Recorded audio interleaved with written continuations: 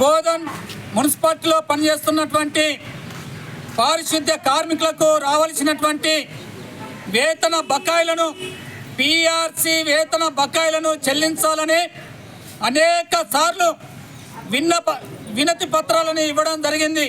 అయినప్పటికీ ఇప్పటికీ రాలేదు. వాటిని వెంటనే చెల్లించాలని చెప్పి, అదేవిధంగా వీరు పనిచేస్తున్నప్పుడు నెల ప్రతి నెల బకాయిలు లేకుండా ఆపకుండా ప్రతి నెల మొదటి వారంలోనే వాళ్ళ జీతాలను వాళ్ళ అకౌంట్లలో పడేటట్లు చేయాలని చెప్పి, ఎందుకంటే ఇప్పుడు జూన్ నెల ప్రారంభమైంది.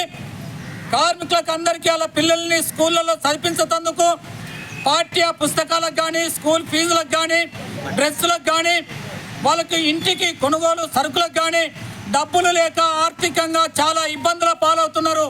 కావున వెంటనే అవి చెల్లించాలని చెప్పి, నెల బకాయిలు లేకుండా ఇవ్వాలని, కార్మికుల పేరు మీద కట్ అవుతున్నటువంటి వాళ్ళ జీతాల నుండి కడిగేసినటువంటి ఈఎస్ఐ కానీ, పిఎఫ్ కానీ ఆ డబ్బుల్ని వెంటనే వారి ఖాతాలలో జమ చేయాలని చెప్పి, అట్లాగే వారి ఇన్సూరెన్స్ కూడా పూర్తవుతున్న సందర్భంగా ఇన్సూరెన్స్ డబ్బుల్ని కూడా వెంటనే కట్టాలని చెప్పి తదితర డిమాండ్ల కోసం వారికి పనిముట్లను ఊడ్చేటటువంటి కార్మికులు కానీ, మోర్లు తీసే పారిశుద్ధ్య కార్మికులకు కానీ వారి పనిముట్లు లేక సొంత డబ్బులు పెట్టి కొనుగోలు చేస్తున్నారు.